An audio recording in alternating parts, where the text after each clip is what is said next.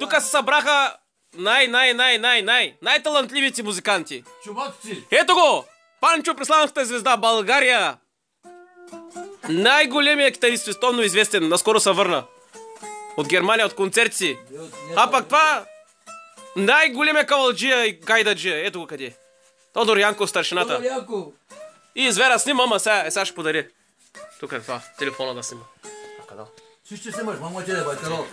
Виж ли, гледай ли закриваш сам с ръката? Ей, оттам ще снима. Не само мене, майка ти деба. Аре, коя е тази песен, бе? Това е за бялото вино.